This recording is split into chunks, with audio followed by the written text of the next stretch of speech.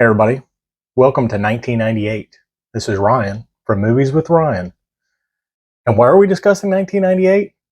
I'll tell you in a minute. If you're new to the channel, hit that like button, hit that subscribe button. Thank you for joining me. My channel is about movies, opening movies, talking about movies, all that good stuff. So you're in the right place if you like movies. But 1998, I picked a year. Nathan Jones over at Specifically Blu-rays with Nathan Jones has been doing a little project where he gets a random year and he names his 5 favorite movies. I really like that idea, so I stole it. I'm going to give him credit. It is Nathan Jones afterwards. But I picked 1998 specifically because that is the year I graduated high school. And I loved movies in high school. After I graduated high school, I was even into more movies than ever before. So I went back and picked my top 10 favorite movies of 1998. And there was a lot of good movies that came out that year. But these 10 reflect my tastes. I can always go back to these movies. I really do enjoy them. And they are definitely my favorites of the year. So, starting at number 10, a little war movie that everybody should know. And a war movie that I hate. And I say that kind of sarcastically. We're talking about none other than Saving Private Ryan. Great opening scene. Great story. The only problem I have with this movie is after the landing, the good guy, the captain that's gotten everybody this far in life, just starts making stupid decisions and things happen. But it looks great. It sounds great. Pulls at the heartstrings. My number 10 movie of 1998 has to be Saving Private Ryan. Next, we're going to go into some horror. Yes, Ryan likes horror. Now, the end of the 90s, the late 90s and into the early 2000s, I actually did watch some horror. Not the slashers and all that, but some of the stuff that was coming out, Blair Witch Project, Disturbing Behavior, if you want to call that, 13 Ghosts, stuff like that. But this movie has a great cast, a young cast, and it's a great movie. It's a sci-fi horror movie, and that is The Faculty. Of course, it's about aliens coming to Earth, infecting people at this high school, and this ragtag team of kids have to defeat them. I mean, you got Cleo Duvall, Elijah Wood, Usher, I forget who else is in here. And it's also directed by Robert Rodriguez. This is one of my favorite sci-fi horror movies of the late 90s, and it comes in at number 9 on my favorites of 98. And we got to have comedy. 3 great movies came out in 98. 3 great comedies. And you could even argue to say there was more. First one, Adam Sandler. He did have Waterboy in 1998. It's a classic. It's highly quotable. It's fun. But for my bang for the buck in 98, number 8, The Wedding Singer, with him and Drew Barrymore. This is just a lovely story. You know, a man down on his luck. He's a wedding singer. This girl that he falls in love with makes him pull up his bootstraps and try to achieve better.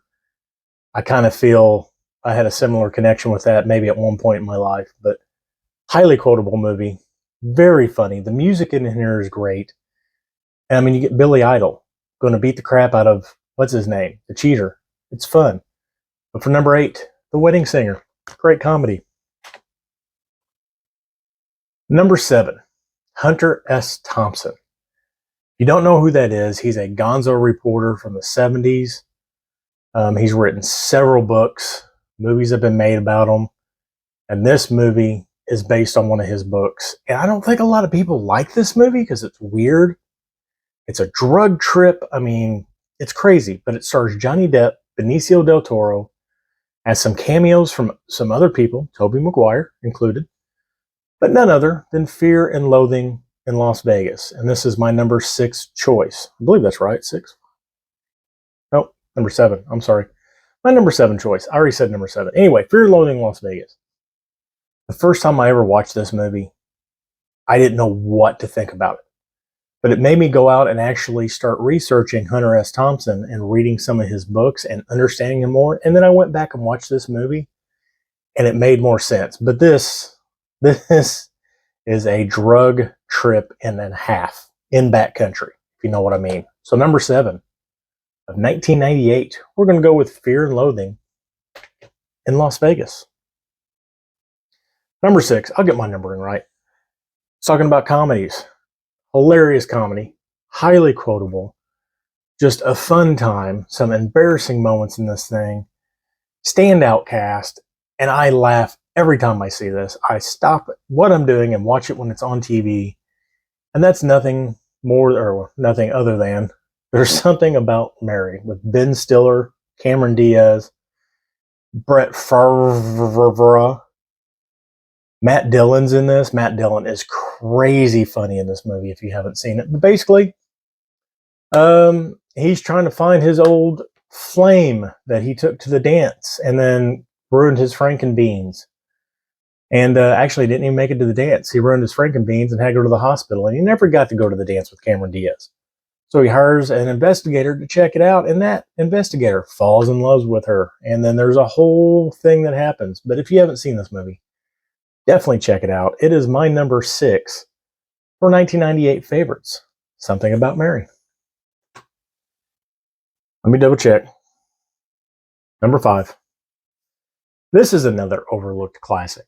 I don't think a lot of people know about this movie, and then when they hear about it and watch it, they're like, oh, holy crap, that's really, really good. It did just get a 4K release through Kino earlier, like maybe a month ago, 2 months ago, and the 4K looks fantastic. But this is a action thriller, not quite the word I'm looking for, heist movie. There we go. It is an action thriller heist movie. Stars Robert De Niro, Jean Reno, Sean Bean, among other people. And that's none other than Ronin. Now, if you don't know what this is, it's basically a ragtag group of rogue thieves that get brought together for this mission, which they're really left in the dark about. And they're told to complete the mission. They got to get this briefcase. This boasts one of the best car chases in movies. It's documented through many, many different websites and lists and all that.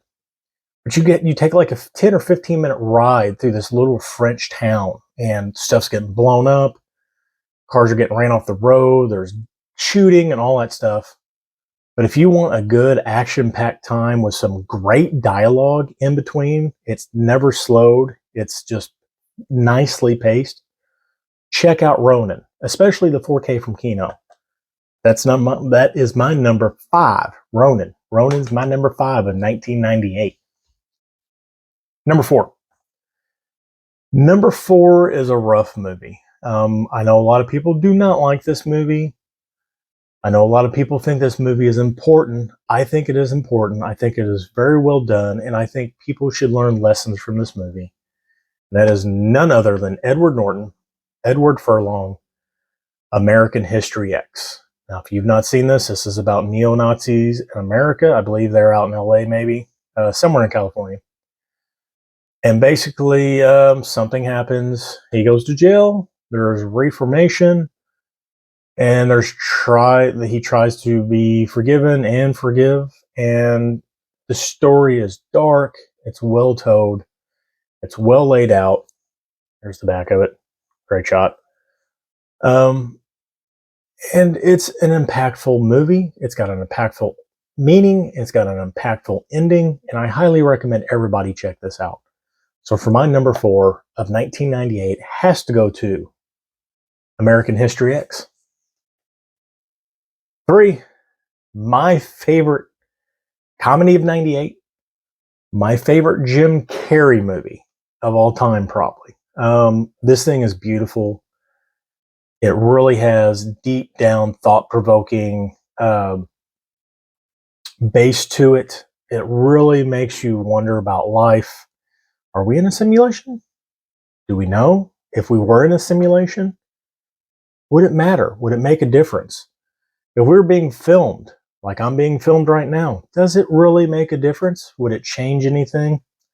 I don't know. But this movie, The Truman Show, is thought-provoking. It's good. It's quippy. Carey in the more serious role, which I like him as a more serious actor.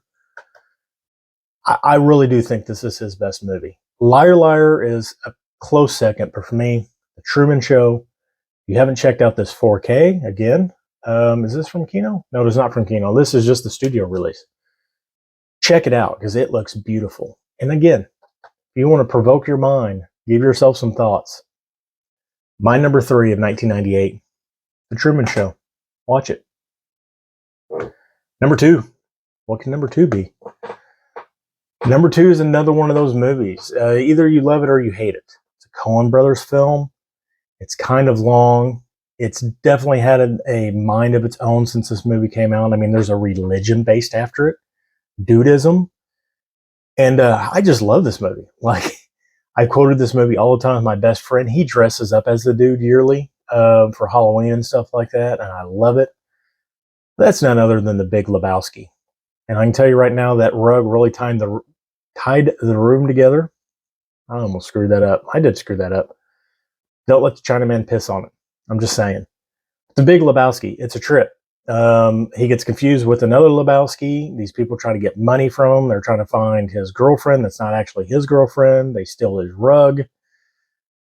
All sorts of good stuff happens in this. John Goodman and Steve Buscemi is in this, and they are just two great characters, Walter and Donnie, that are just spectacular co-stars in this.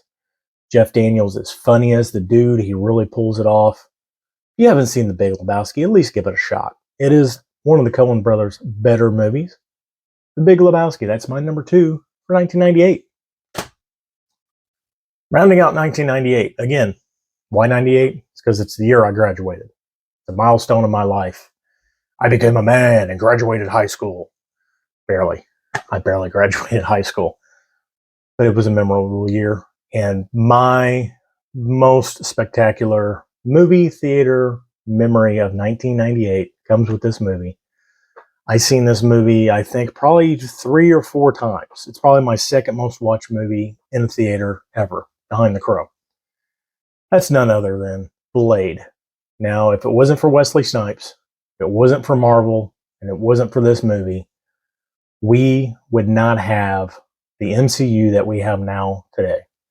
This movie single-handedly brought comic book movies back into the main light, really boosted it, and people wanted comic book movies again. And I must say, this is a bad-ass movie. He is a half vampire, half human, killing all the bloodsuckers, and he does it in a spectacularly stylish way. The opening scene, the rave scene in the meat factory with the blood rave, when he shows up for the first time, it is grandiose. His entrance is just badass. He's so smooth. And again, the music, the photography, the cinematography, just the style of this movie tops my 1998 list of my 10 favorite movies from that year. That's it. That's my top 10 of 1998. Those are my favorite movies. Hopefully you enjoyed this video. Let me know down below in the comments, what are some of your favorite movies of 1998? Let me know. This is going to end it. Ryan, Movies with Ryan. Thank you for joining me. Until I see you again, have a fantastic night.